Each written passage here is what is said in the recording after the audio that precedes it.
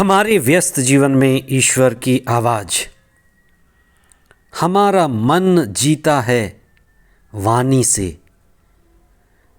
हमारे मन को भोजन मिलता है 5 इंद्रियों से।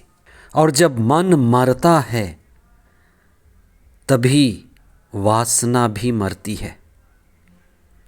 और जब मन मरता है तो विश्वास पनपता है। आगमन का तीसरा सप्ताह 23 दिसंबर 2023 शनिवार। पहला पाठ नबी मलाकी का ग्रंथ अध्याय 3 पद संख्याएं 1 से 4 तथा 23 और 24।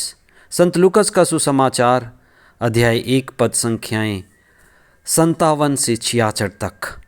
जो कई दिनों से चुपचाप रहता है 9 महीने तक गूंगा हो जाता है और 9 महीने के बाद अचानक जब उसकी पत्नी एक नवजात बच्चे को जन्म देता है और उसको नाम देने की बारी आती है, तब वह अचानक बोल उठता है।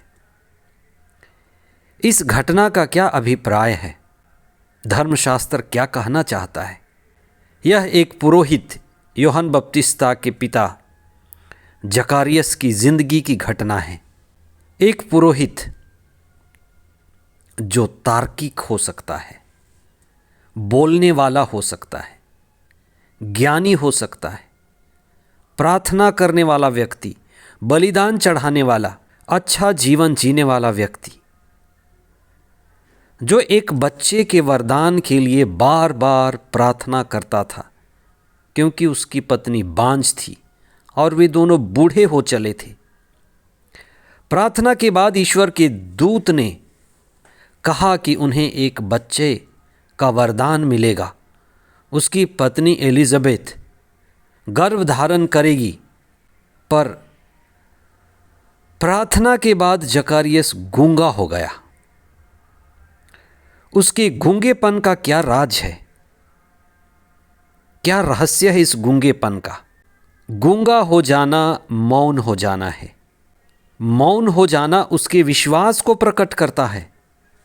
दूत ने कहा था, आपने विश्वास नहीं किया, आपका विश्वास बहुत कमज़ोर है, आप बहुत कमज़ोर विश्वास वाले व्यक्ति हैं, इसलिए आप गूंगे रहेंगे। आज आप चिंतन करें कि दूत ने जकारियस को गूंगा क्यों बनाया। गूंगा बनना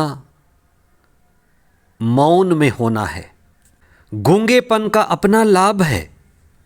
जब हम बोलते हैं तो हमारी शक्ति खर्च होती है, हमारी ऊर्जा बाहर जाती है और हम बहिर्गामी होते हैं।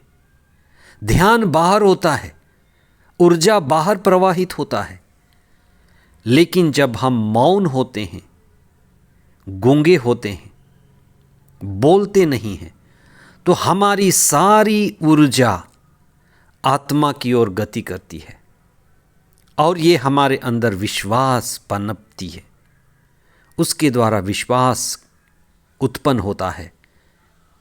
हमें यह भी समझना है कि हमारा असली स्वभाव बोलने का नहीं है, मौन होने का है।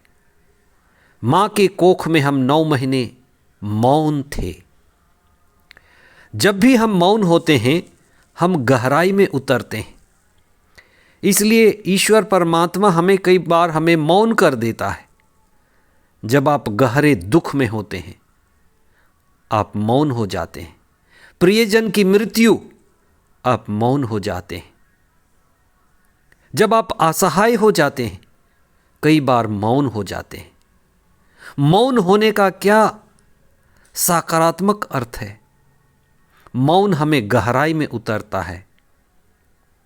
मौन होने से हम अपनी आत्मा की गहराई में उतर पाते हैं। वहीं से हमें विश्वास मिलता है। स्वयं के भीतर और किसी भी रहस्य को जानने के लिए गहराई में उतरना जरूरी है। मौन होने से ही हमारा मन शांत होता है और जब मन शांत होता है तो जीवन में स्थिरता आती है। मन के विचार, मन की तरंगे, मन के कोलाहल मिटते हैं। मौन हमारी समझ को बढ़ाता है। इसलिए जब जब हम मौन होते हैं, हम ध्यान में भी उतरते हैं, होश में उतरते हैं, चेतना में उतरते हैं। और चेतना में ही हमें आत्मा का ध्यान होता है, और आत्मा और चेतना में ही हमारा विश्वास भी बढ़ता है। जहाँ तर्क रुकता है, मन मरता है, वहीं विश्वास पनपता है। बोलना और बोलते जाना, ज्ञान और तर्क में उतरते जाना, वाद विवाद करते जाना, ये बुद्धि के लिए ठीक है, मन को जीवित रखता है। लेकिन कई बार हमारा विश्वास नहीं होता। तर्क से, बुद्धि से, विवाद से, मन से ईश्वर के कार्यों को समझ पाना कठिन होता है। इसलिए मसीही जगत ने एक सबसे बुद्धिमान, विद्वान व्यक्ति को पाया, वह है थॉमस एक्विनस। संत थॉमस एक्विनस का ये कहना ही नहीं, ये गाना कि senses cannot grasp the Marvel. ये हमारी इंद्रियें ईश्वर के उस महत्तर महिमा को नहीं पहचान सकती, नहीं देख सकती।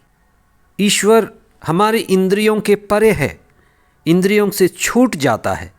इसलिए हमें विश्वास की ज़रूरत है। जहाँ मन मरता है, मौन होता है, मौन छा जाती है, और उसी मौन में विश्वास पनपता है और बढ़ता है। इसलिए हमें मौन होने सीखना है। क्रिसमस की रात केवल चिल्लाने और शोर मचाने की रात नहीं है। हम गाना गाते हैं, साइलेंट नाइट। मौन होने की रात है, जिसे हम विश्वास में उतर सकें। नबियों ने ईसा के आने की भविष्यवाणी की थी। नबी मलाकी कहते हैं कि ईसा आएंगे और लोगों को ईश्वर से जोड़ेंगे, पिता को पुत्र से और पुत्र को पिता से। वे एक सीढ़ी बनेंगे, वे एक माध्यस्थ बनेंगे। हमें ईश्वर से संयुक्त कराने के लिए ईसा आए। स्वर्ग और धरती, इसके बीच कड़ी बने, सीढ़ी बने। हम ईश्वर के दिव्य वचन को सुने और मौन हो जाएं, प्रार्थना करें और मौन हो जाएं, अपने दुख कष्टों में भी मौन हो जाएं, भक्ति करें और मौन हो जाएं, ज्ञान के द्वार में प्रवेश करें और मौन हो जाएं। मौन होकर आनंदित हों। मौन में ही मुक्ति छिपी हुई है। आमीन।